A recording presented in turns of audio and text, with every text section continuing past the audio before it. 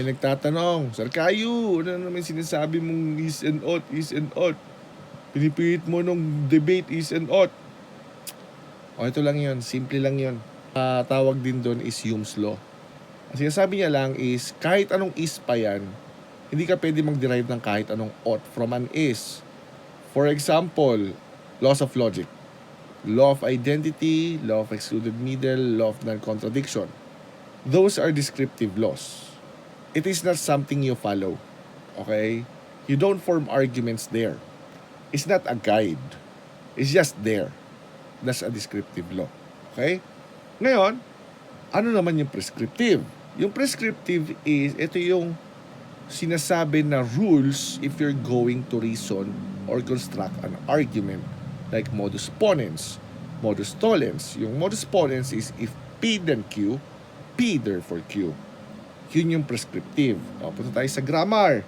Sa grammar is, di ba sinasabi sa atin ng mga teacher natin, na ganito yung gawin mo, you should write it this way, o yung comma mo, yung period, blah blah blah, capitalization, blah blah blah. Diba? Yung mga ganon. Prescriptive yun. Kasi you should do it this way. Ano naman yung descriptive? Ang descriptive is how people write it. Either wrong, right, it doesn't matter. That's how they do it. Yun yung descriptive. Okay? So ngayon sa reasoning naman, ano may reasoning? Yung deductive and inductive ay actually prescriptive. Ano naman yung descriptive doon, Kayo? Yung abductive reasoning. Yun, so, yung mga marites, mga galing sa descriptive, reasoning. That's how they think eh. Anong gagawin natin, right? So, okay. Simple explanation. Battle. It is a battle, right? Okay.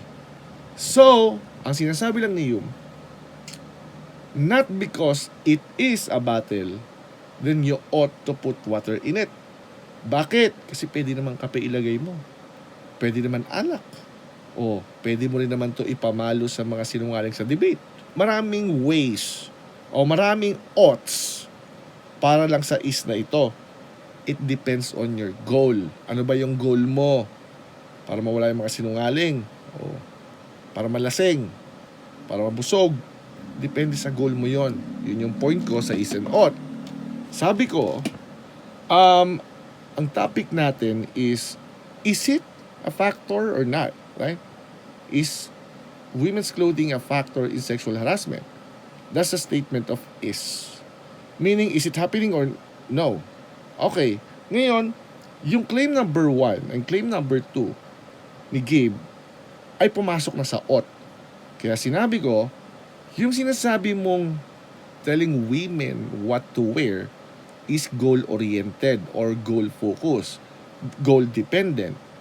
Nagbigay ako ng example na, di ba, if you're a hooker, if you want to attract customers, then you have to wear revealing clothes. That's one ought. Ano pa? Okay, pwede ka rin, you ought to go at night. Because, unang-una, it's awkward na umaga, right? That's ought. Ought lang yon, pero it doesn't necessarily follow, right?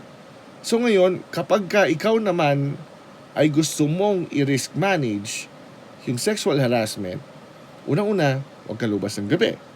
Huwag ka mag-revealing clothes. Those are oughts as well. Pero, it doesn't follow from an is na is it a factor sa sexual harassment. Bakit it doesn't follow? Kasi, kung natandaan nyo, nagbigay si Gabe ng solution lang, like calling them out. And then you remember, I offered an alternative solution. Kill them all. Sa akin ay biologically grounded, pero hindi ko sinabi naman easy. Yun sa kanya is you're trying to call out a person na acting on instincts. Kasi kaya ko sinight yung evolution at sinabi ko na yung sexual drive is more sa men kasi kaya ko nga sinight yung hooker. Because the statistics shows that ang nag-a-avail mostly ng paid sex ay lalaki. Because men are wired that way. Kaya ako sinight yung evolution survival of the fittest, propagation of genes. But, kung gusto mong solusyonan sexual harassment, you should kill them all. Bakit? Dahil hindi na sila makapag-propagate ng genes. Hindi nakakalat yung ganong klaseng genes. Right? At nag-agree si Gabe doon. Pero that's not the point. That's just an example. Na that's another solution. That's another ought. Nakadepende sa goal mo. Tama? Okay. Pero ito yung trick doon. Bakit ko sinabi yung kill them all? Nag-agree si Gabe, right? Because it's either you agree with it or you don't. Regardless of the laws. Is that a good solution or not? Kapag nag-agree ka, then ibig sabihin, mauubos yung mga lalaki na ganon, right? Ang matitira is yung hindi ganon. Problem solved. Right? Now, so, kung pipili ka na mas effective yung just kill them all. Dude, yun yung point ko doon. At ang point ko doon is, ngayon, dahil ang alternative is kill them all, magmumukha ngayong not so bad to actually risk manage your clothing. Why? Because the alternative is killing them.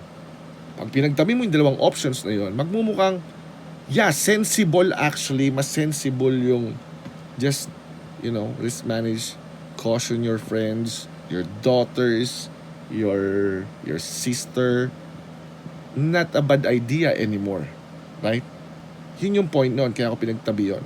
Kasi the problem is, you cannot have your cake and eat it too.